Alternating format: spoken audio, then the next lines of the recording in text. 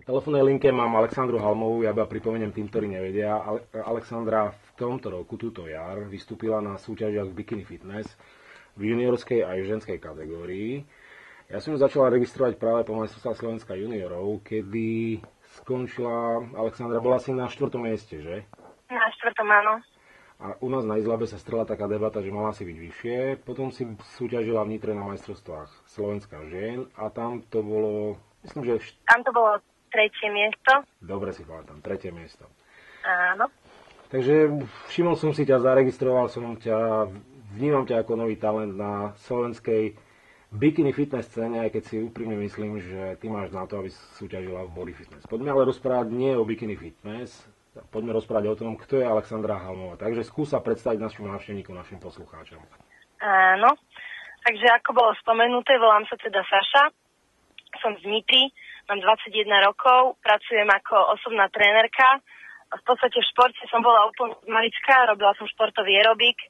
Potom som začala vlastne precvičovať zumbu, robiť osobnú trénerku a tak som si povedala, že asi keď ja chcem motivovať ľudí ako osobná trénerka, tak by som mohla aj ja nejak vyzerať. No a v podstate som upravila stravu, začala viac cvičiť, až som sa teda dostala na súťaže. Uh-huh. Ako dlho si sa pripravovala na tie bikini fitness súťaže, ktoré som spomínal? Ono to v podstate išlo tak postupne. Ja som najskôr ani nemala nejaké ambície začať súťažiť, ale videla som teda, že to celkom dobre ide. Ale takúto najtvrdšiu prípravu som vlastne spustila tak od januára.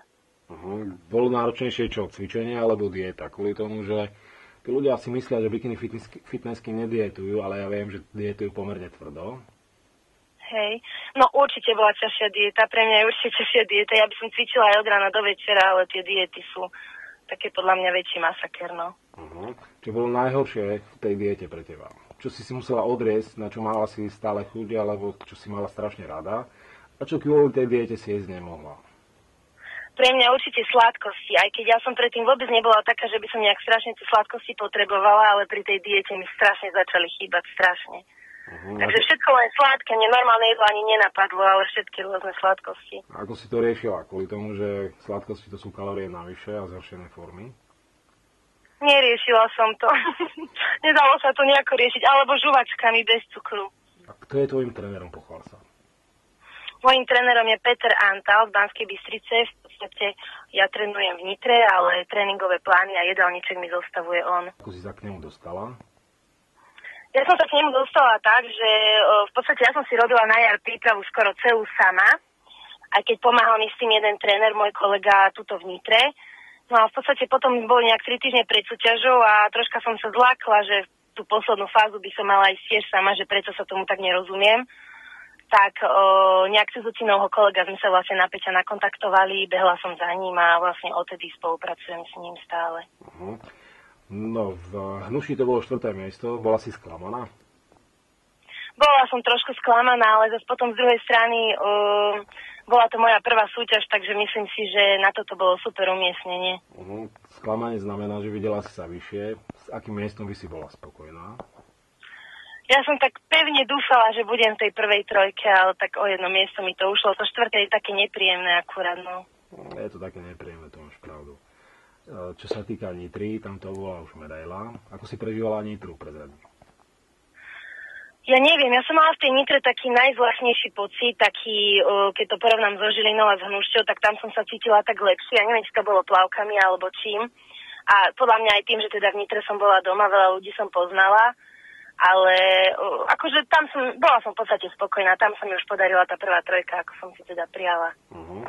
A spomenula si aj Mozolani Classic 3 a súťaž v Bikini Fitness, tú pohárovú súťaž. Ako si prežila túto súťaž? Lebo podľa mňa Mozolani Classic 3 bola asi najväčšia súťaž, ktorá bola zorganizovaná na Slovensku. Hej. Tu som prežila v najväčšej pohode. Tam od rána panovala taká skvelá nálada, čo sa týkalo aj medzi Peťom, ja, Monika, proste ostatné baby, že úplne v pohode, že tam som to ani nevnímala ako súťaž.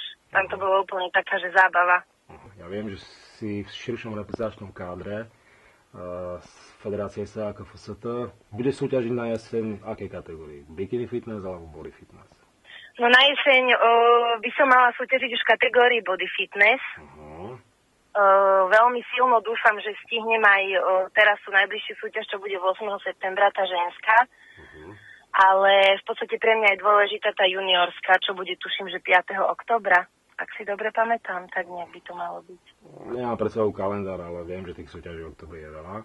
Takže došlo na moje slova. Vravel som, že skvelé, len odporúčam body fitness. Prečo? Prišlo, no, lebo z každej strany som to počula. Z každej strany, čo sa týkalo aj reprezentačných trénerov, čo sa týkalo môjho trénera. A celkovo ohlasy bolo, že bola si oveľa viac svalová, že môžeš ísť do vyššej kategórie a tak ďalej. No tak uvidíme, skúsime a uvidíme, ako to dopadne. Ja verím, že to dopadne dobre kvôli tomu, že bikini fitness alebo body fitness v juniorských kategóriách nehovorím, že je veľmi podobné, ale v svojom prípade fakt máš viac tej svalovej hmoty. A hlavne na tom bruchu, mňa v Nitre zaujalo to brucho bolo hlboké. Akým spôsobom to brucho trénuješ predradne? No ja si myslím, že žiadnym špeciálnym. Ja som absolútne brucho netrenovala so žiadnymi váhami. Proste iba obyčajné, čo sa týkalo. Normálne proste to všetci poznajú. Obyčajné skracovačky, púšťanie nôh, nejaké prednosy, vznosy. A strašne veľa robím cvičenia na core, to znamená výdrže vo vzpore, v podpore a také. Takže ja neviem, no nič také špeciálne, ale ja si myslím, že to brucho je hlavne strávou, no. To je pravda, ale tie svaly sú hlboké, veľké tie kocky sú také pravidelné. No, tvoje brucho úprimne pripomína mi brucho Jara Horváta. Ďakujem. Nie za čo. No, v Nitre registrujem ešte jednu halmovú, volá sa Nora. Áno. To je mama asi. To je moja mamina, áno. A cez mamu som sa dostal aj k materiálom, v ktorých ty vystupuješ ako figurantka. Áno. No, našiel som kopec fotografií, kde cvičíš na TRX-ku, myslím, že aj na feedloptách. Hej. Ty si spomínala, že ty vlastne máš rada funkčný tréning. Prečo? Ja úplne milujem funkčný tréning, lebo podľa mňa je to také prekonávanie samého seba. Proste ja som aj celú jarnú prípravu otrénovala takýmto funkčným tréningom a v podstate stále nejaké cvičenia alebo nejaké workouty na čas. A mňa to strašne baví, pretože keď viem napríklad, že pondelok som to odcvičila za toľko a toľko a že v stredu som sa zlepšila o pol minúty príklad, tak mne to strašne príde také strašne motivujúce proste, že je tam nejaký ten cieľ, že prečo to spraviť lepšie, prečo sa snažiť a proste baví ma to veľmi. No, človek má asi takú lepšiu kontrolu nad tým tréningom. Odporúčaš funkčné tréningy aj pre dievčatá, ktoré chcú napríklad schudnúť, alebo len pre tie dievčatá, ktoré chcú si vylepšiť fyzičku? Určite je to na schudnutie úplne ideálna vec, tým, že sa tam v podstate je tam to aerobné pásmo po väčšine stále, keďže to musí ísť v najvyššom tempe, aby to bol teda za najlepší čas alebo tak, takže určite to je na raz, dva, tri. Na schudnutie je to najlepšia vec. No tak prídeme za tebou kamerou, niečo natočíme a uvidíme, že či hovoríš pravdu. No ale spomenula si to chudnutie. Ja som rozprával s ľuďmi, ktorí boli na prvom reprezentačnom zraze. No, ja som počul, že ťa tam nechválili. Prečo? Nechválili moc, no. Lebo troška po jari som si dopriala tie sladkosti spomínané. A hlavne ja mám, od malička asi mám tú smolu, že na mňa sa všetko nalepí hneď, že ja nie som taký typ pretekárky alebo bikini fitnessky, ktorá v podstate je celý život chudá a teda nabrala nejakú svalovú hmotu a len to vyrysovala. Ale ja som od tých 15 v podstate vždy mala taký problém, že som bola troška taká hustejšia.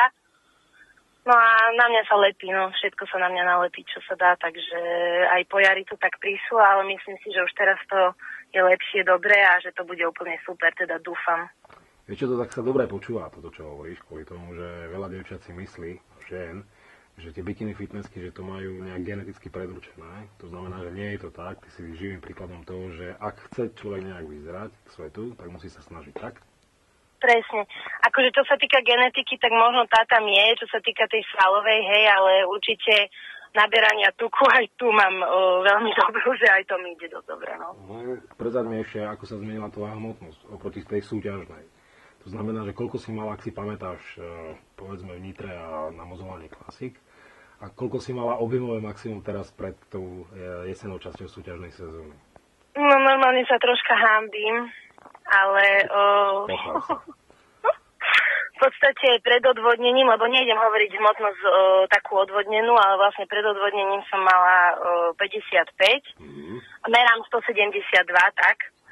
A v podstate potom som nabrala na 64, takže dosť. To sa dá, to nie je až tak. Kým to nie je 75, tak... 64, 65, tak proste ako kedy som sa ráno zobudila a postavila na váhu, tak to tam ukazovalo. No. Počkaj, 64 alebo 74? Nie 74, preboha, 64. Dobre, 64. už mi zabelo, že som zle počul. To už nie, to nie. Dobre, ďakujem pekne za rozhovor. Ja iba pripomeniem, pred mikrofónom sme mali Alexandru Halmovú, Sašku Halmovú, za ktorú prídeme aj s našou kamerou. Ja iba pripomeniem tým, ktorí nevedia, je to veľká nádej, už nie na bikini, ale body fitness v slovenskej scéne. Budeme ju vidieť na jesenných súťažiach. Ja verím, že formou presvedčí reprezentačných trénerov, ktorí ju nominujú na majstrovstvá sveta. Majstrovstvá sveta juniorské sú v Mongolsku? Áno. A bavili ste sa aj o tom, že Slovensko postaví nejaký reprezentačný tím, aj keď to Mongolsko nie je nejaká lukratívna krajina a let do Mongolska trvá strašne dlho.